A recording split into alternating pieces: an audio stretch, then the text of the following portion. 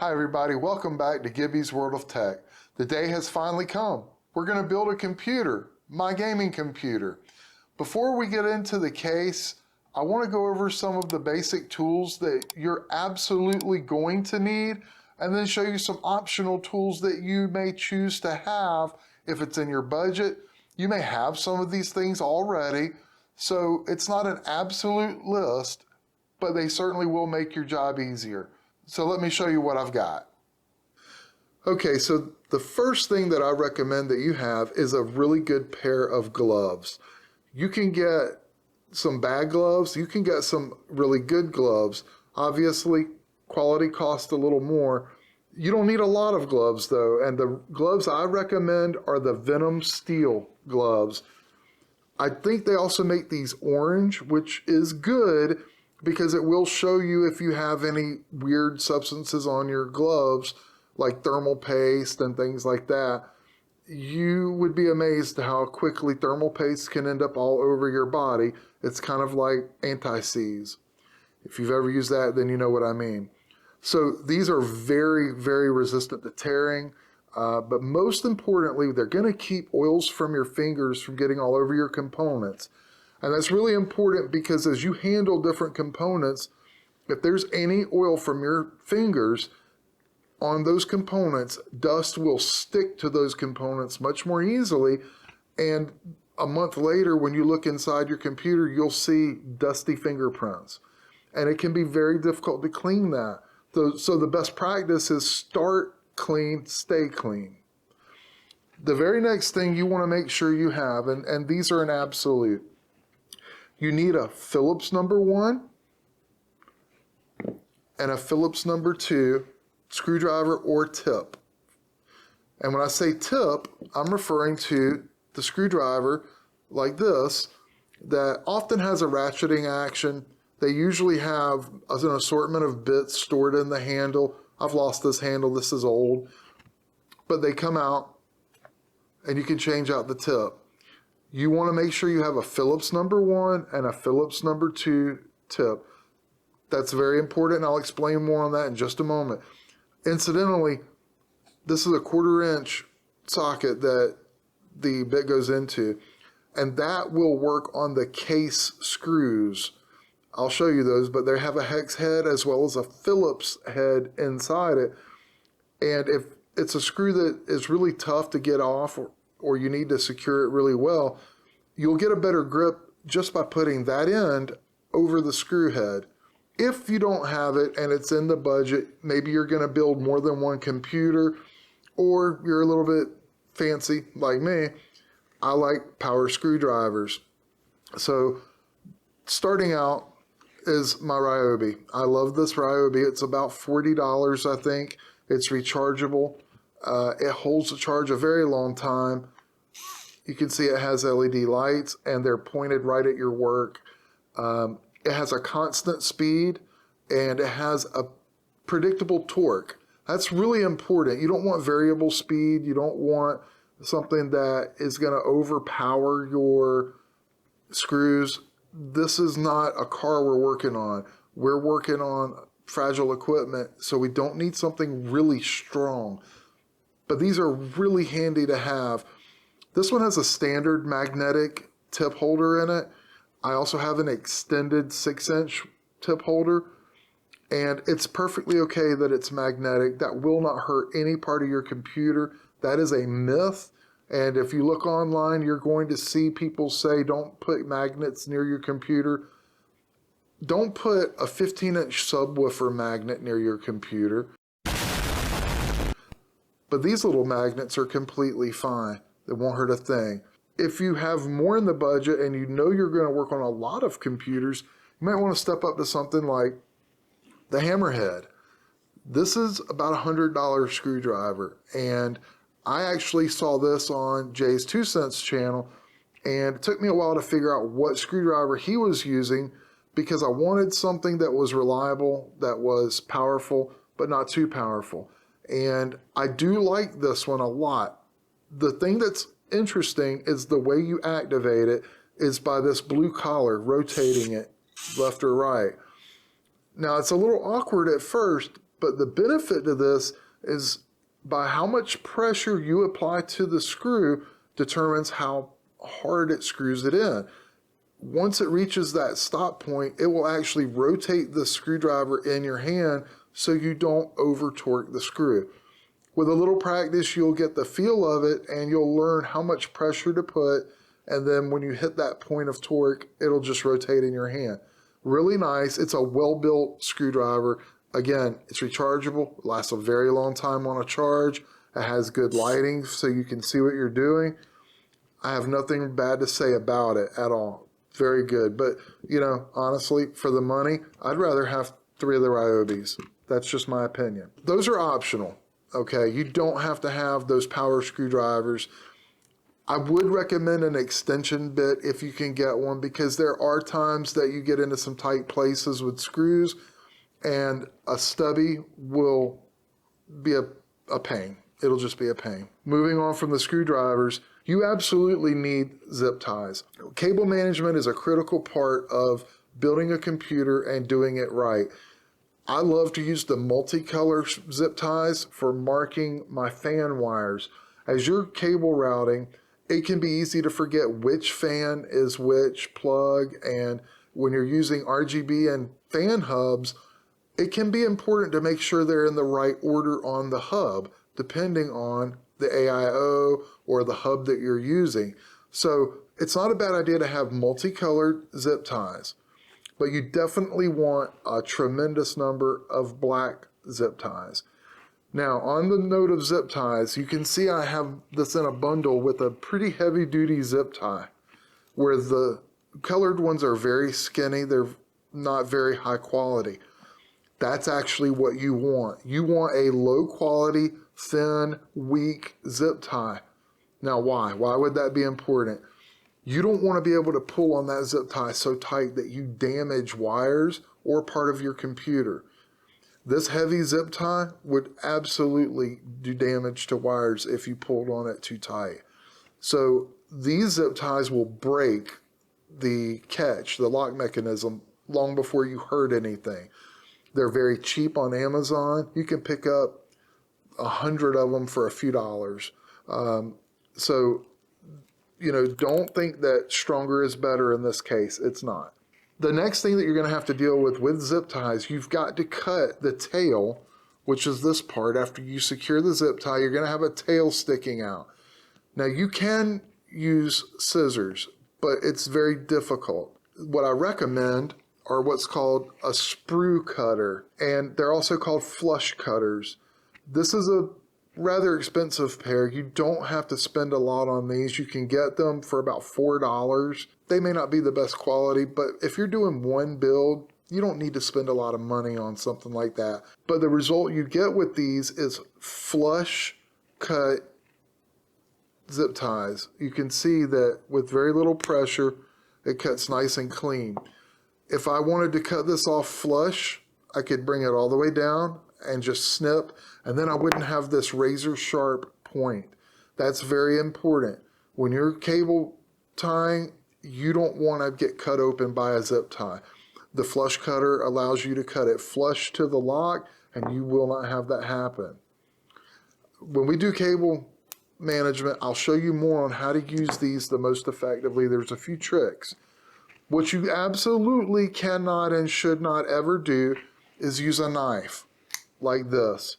This is a Benchmade 420 and it is razor blade sharp. You will cut yourself open in the worst possible way if you use a knife to cut your zip ties. You are also going to cut your wires, and those fine wires cut with just a little bit of force. Do not use a knife. And don't even use a knife if it has a built-in screwdriver. This won't do you very much good. In addition to zip ties, I recommend you pick up some Velcro. Velcro is very handy for cable management because it allows you to control your cables and unfasten it if you need to change anything. Zip ties are best used in areas where you need to really anchor those cables and you're not likely to have to change them. Velcro is what you want to use for maybe your fan and RGB wires, because those can change. You may decide you want different fans. you don't want to have to undo all your zip ties just to get your fan cables loose. So Velcro is good to use in that case, and there's a few different kinds. One of my favorite kind is coming on a roll like this, and you can cut it. It's very narrow, so it will fit through your cable management anchors on your case. It's very low profile, and it's actually really strong, and it only takes a very short length to wrap around some cables and secure it. And this stuff is extremely cheap, and you can buy an entire kit of Velcro zip ties and other cable management goodies for about $10 on Amazon, and you'll have more than you would ever need. Another kind that's really nice to use is also low profile. It's very thin, but it has this hole in the end of it, and what that's good for is when you need to pull a bundle tight, you stick the end through, pull it tight, and you fold this flap down, and then you can continue to wrap even more cables underneath the tail, or just tuck the tail around and secure it out of the way. These are really nice to have as well. There's another kind that has its uses, but I'm not a big fan of it, but you may see it. It's very wide. This is about 3/4 of an inch wide. I find it hard to get it through the anchor points on the case. This is probably better used for your power supply wires, someplace where you can really get your hands in there and secure it. It does a good job. It's very thin. So if you can use it in a place, it's fantastic. It just is a little bit fiddly to work with. The next thing I want to show you is, again, optional, but very helpful. And that is an LED headband. This one is rechargeable. I'm not going to turn it on. It's extremely bright. It has a spotlight mode. It has a bright and a less bright mode. I won't say high and low because they're both very bright. It's rechargeable. I think I can get about an hour and a half to 2 hours on a charge on high. On the less bright or low mode, I think it's about 2.5 to 3 hours. They're great to have, but you have to remember to turn it off and on or you'll kill the battery really fast. The next thing, have you some containers. These containers can be purchased in a set of 4 for, I think, about $10 on Amazon. They're magnetic. They're really great because they have 5 magnets, so you can actually put one size screw in the corner here, another size in the middle, another size in this corner. They also expand out, which is great. You can expand it at an angle like this. They're really versatile. These are great. Now you can also use small Tupperware, any kind of little bowl you can use to keep your screws separated. They're just going to help you out a lot. Anything that helps you stay organized is going to ensure a better job. And the last thing I want to show you, which I'll show you how to use it later when we work on the motherboard, an old piece of mouse pad or an entire mouse pad. This rubberized material is fantastic to lay on the motherboard, and you run less risk, say if you drop a screwdriver or if you're holding your cooler pump, for example, if you're using an AIO, they can be a little cumbersome, and you don't want that to drop on the motherboard and damage something. You definitely don't want to use a towel or a microfiber because they'll tend to get snagged on little solder points and different things, and you'll be left with fuzz, and you can do more harm than good. So something like this that doesn't grab onto things is absolutely great to have to protect the motherboard. So that's kind of an overview of your essentials and your maybes and your absolutely nots that you need to have to start building on a computer. It's not real complicated, and you most likely have this stuff laying around. So now let's get to the fun part. Let's look at the case. Let's say you've picked your case, you ordered it, and it showed up at your house. Now, whether you went to the store and got it or you ordered it online, your case has been on a truck, then a ship, then a number of trucks, and then who knows what else way it got to your house. It's been handled a lot. And the first thing you want to do, open that box and inspect that case very carefully. Don't just set it to the side, waiting on your other components to show up. you have a very narrow window for returns when you order things. Usually, like Amazon, it's about 30 days, no muss, no fuss. But if you go to other retailers, you may not have that long. You may only have 14 days from the day you ordered it. Don't get caught in that trap unaware. So the first thing you do, inspect your case. Now I did that. My case was in perfect condition. The Hyte Y60 is a high quality case. So as I would expect, the packing was second to none. From the moment that you get your package, you should feel quality and you will know it. As you're starting to unpack your case, you're going to be looking at it, you're going to be seeing things, and one of the very first things that you want to do is find the user manual. In this particular case, I have my manual under my top cover. So you may not be building in this exact case, but the features I'm about to show you, you should expect to find on any quality case. So it won't be that unfamiliar to you. The first thing is the top cover pops off and it reveals a full filter. And as you can see, this case is secured by these little pins that are extremely tough. They're thick, they're robust. I can't bend those with my finger. I mean, they're tough. And it's a full filter. I can take this and I can wash this and clean the dust out if I need to. And as you're taking your case apart, you want to have a nice surface to put all your components on and work farthest away back to you so that the order makes sense as you put it back together.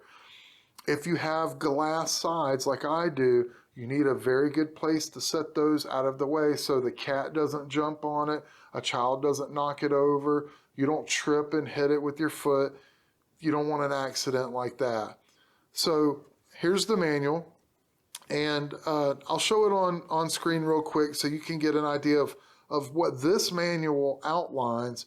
And a good manual will be similar. It will be very clear the parts you can remove and how to remove them, and it may tell you some do's and don'ts. You need to pay attention to that. I'm going to show you a critical don't on this case in just a moment. Now, the top of this case is very unique, and as I mentioned before, this case is made for water cooling and all-in-one coolers. And this top cage actually removes out, and I'm going to show you that.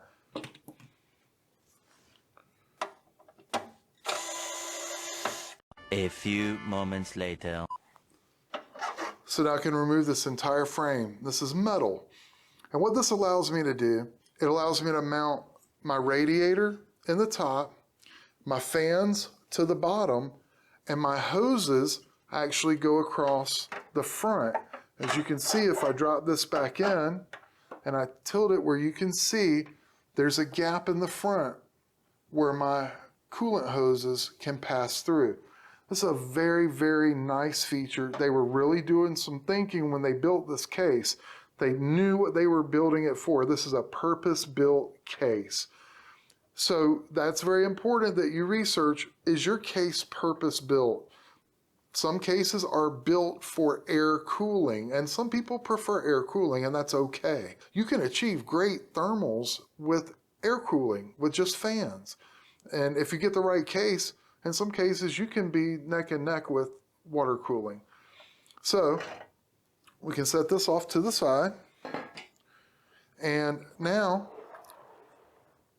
you can see we have a big glass area. We have front, corner, and side glass with a large metal side on this side, which again is a very large filter.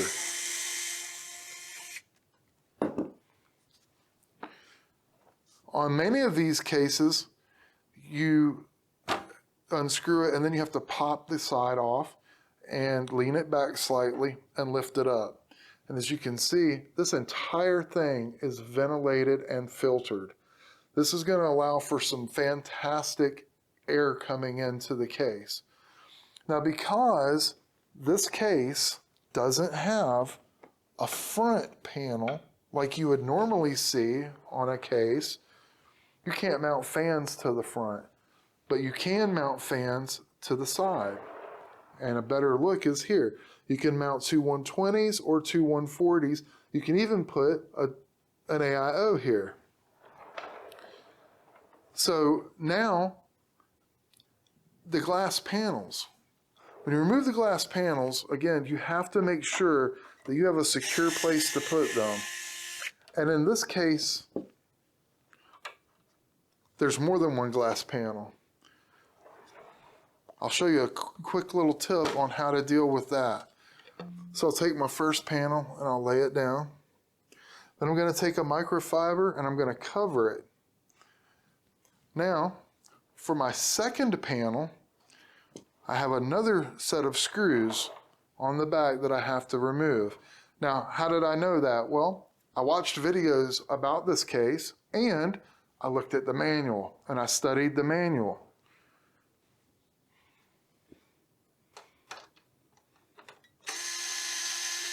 I know what you're thinking right now. Well, Gibby, you're not using your screw organizer. That's true, I'm not. I'm not tearing this case completely down for building, not today.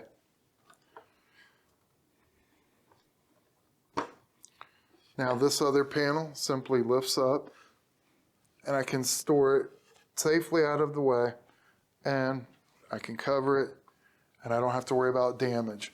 Now, I mentioned that there was a serious don't on this case. This corner piece of glass, it can be removed. However, the manual is very clear that it should not be removed unless necessary because it's structural. It actually supports the front of the top panel. And if I were to remove it and press down hard, I could tweak the metal of the top panel. Now I did remove it, and this top panel is extremely rigid and strong. I think you would have to try to hurt this case in order to hurt this case. But I'm going to leave it in place right now because, as you see, I'm resting my hands on the case and I'm not exactly that graceful. So when I go to build in the case, I'm going to remove it so that I have more room to work and do what I need to do. I have a lot of components going in this case and I don't want anything in my way. I don't want to risk banging my screwdriver on this piece of glass. So I'm going to remove it for my use. If you are maybe smaller and you have smaller arms and you're more nimble, it may not be a problem for you, and that's great. I would leave it in if I could. It just gives you some peace of mind. You're not going to damage anything. With any quality case, you should find two things for sure when you open it up. And they can have these things stored in a number of places. But one is you should have a box with some accessories in it. Now what's in that box is going to vary from one manufacturer to the other. On this box, we have some zip ties, some motherboard mounting screws. Here's a bag of those screws I mentioned that you can put right in the end of your bit holder, and some other cable management. So you also find this one has a splitter cable for your front I/O port. If you still use a 3.5 millimeter headphone jack with a microphone, this has the splitter cable. More on that in just a minute. So you're gonna want to locate your bag of it, or your box, whatever it comes in, of accessories. Set that to the side. Then the other thing is you're going to have a bundle of wires like this somewhere. These are wires that go to the front I/O. It can be on top. On this case, it's at the bottom, which is really nice because most people nowadays, they put their computer tower on their desk and it's in a much better place to use it rather than having to stand up and reach up to plug in a USB drive or headphones or push a power button. It's much more convenient to have it there. There are a couple of cases that you can actually relocate the front I/O to another side or to the top, however you want to do it. Again, these better quality cases give you options, and you need to look at that. And that's why I say stay away from those budget, low-cost cases, because you don't have that much customizing that you can do, and they're certainly not user-friendly. They're definitely not builder-friendly.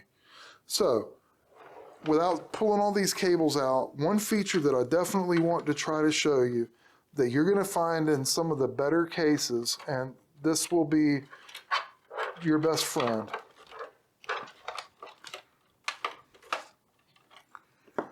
One particular cable.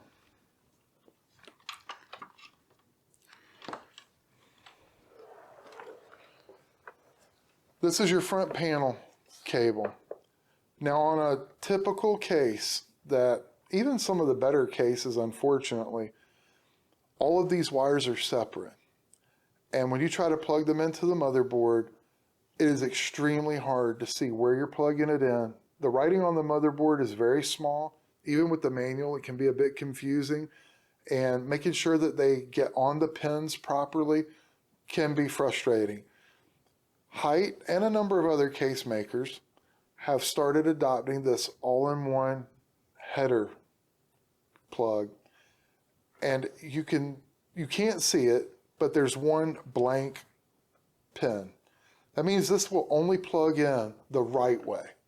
You don't have to worry about whether you got your positive and negative turned around or you got something on the wrong pin. They took all of that worry away. That is such a nice feature when you're building. I wish that was standard, but it's not. Again, quality pays off. The rest of the cables are going to be pretty standard. You're going to have a USB 3.0 plug. You may have USB 2.0. This case doesn't. It has it, but it's not going to be used. It's plugged off. You're also going to have an HD audio plug. HD audio is real simple. If you're going to use the front jack for headphones, then that's going to plug into your motherboard. I do not plug it in because I will never be using a 3.5 millimeter headphone with wire. I've used wireless everything. I don't care if you do, but I don't recommend it because it's just one more thing you can break. It's one more thing to get dirt and dust in. And to be honest, I don't think you're going to get as good a quality of audio by using that style of headphone as you do if you have a sound card or USB or Bluetooth. If you have one of the older headphones that has the 5 different plugs on it for your different channels, then you're going to use that on the back of your computer anyway. The HD audio is just for the front, and I just don't want to plug it in and take a chance on something getting messed up. I usually put plugs, rubber plugs in those ports. I'll probably leave the USBs on this case because I do use those a good bit. So it's a very nice case. It's got a lot of really good features on it. So another thing that's really great about this case is it's made for a lot of storage. Let me show you what I mean. On the back, there's 2 of these 3.5-inch drive trays. Now, that's for a standard spinning hard drive, but because they were thinking about it, they knew that most people use solid-state drives now. You can actually mount 2 solid-state drives in this. Now, you have one set of screws on this side, on the bottom, but on this side, you have 2. And you might think, well, that's only 2 screws, you need 4. Well, they have a solution for that, and it's actually a support that goes between the 2 drives. You only need 2 screws to hold a solid-state drive. They weigh about 3 ounces. And you can even use Velcro to stick them to one another. So you could probably get, if the cable's allowed you could probably get 3 in this tray. It's very spacious. It's solid metal. It's well built. It's got a nice powder coat finish on it, just like the rest of the case. So you're not going to just scratch this up. They have holes on the bottom of the tray as well, if you choose to mount the SSD that way. It's an extremely versatile tray. There's 2 of them. You can also take those out and you can put another accessory in there if you need to make room for it. And it really depends on what you're putting in the computer. As we go along in this build, you're going to see that I have to do some things that are a little bit unconventional. But I knew that going into it, and that's part of why I chose the components that I did, so that you can see that although not standard, you can make a case work for your needs with equipment and components that normally might not be designed for it. So I tried to throw everything in it that I can, and it's going to make it tricky. And if you're doing anything different, it's going to be a lot easier for you. Now, moving on with this case, we can't leave the bottom untouched. This case has a filter in the bottom that also comes out and is a full filter. And that reveals two bottom or basement 120 millimeter fans.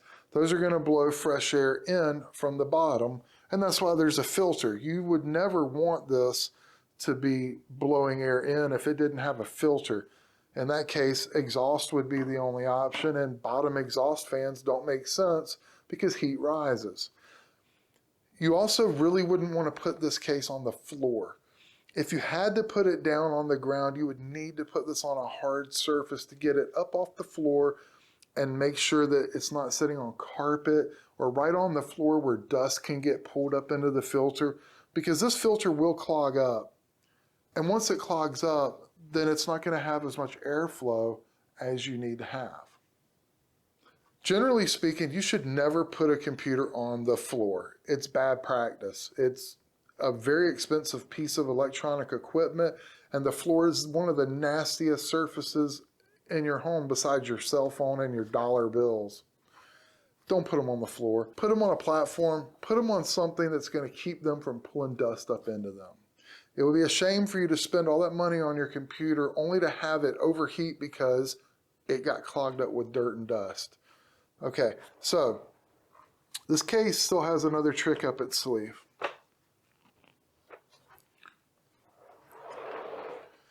This great big red block right here, if you noticed it, I deliberately didn't mention it. This is a vertical GPU riser included with the case, and it's color matched to the case. They have a black one, they have a white one as well, and they are color matched for those cases. What this does is this allows you to mount your graphics card vertically. Graphics cards have gotten so big and so heavy that mounting them horizontally actually puts a great deal of strain on the PCI Express slot on the motherboard. There are supports available, but for visual effect, if you have a large, nice graphics card, you want to show that off. So they included that. Now, if you buy a vertical GPU mount for a case, if it will work in that case, they cost $50, $60, $70 depending on who makes it and how fancy it is. It can get kind of pricey. Again, the fans that come in this case, they're not RGB, but they're very good quality fans. I would say they're $20 maybe. So you can see very quickly that buying a quality case, you get more for your money. And if you take that out of the case, then the case price is actually pretty low.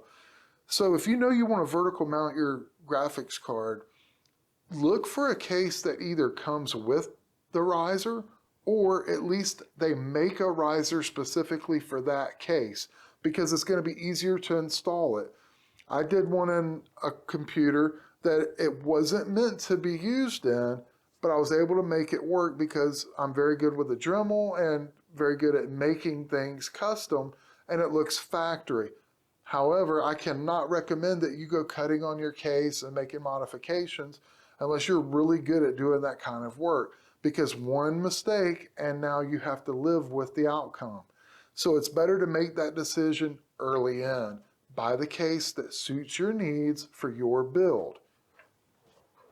So there's not a whole lot more to go over on the case right now. As I go through the different episodes and you see more of the case, you're going to see why each of these features was important and although you may not get this case, you can look for that feature in your case and you'll recognize it as you're reviewing different cases.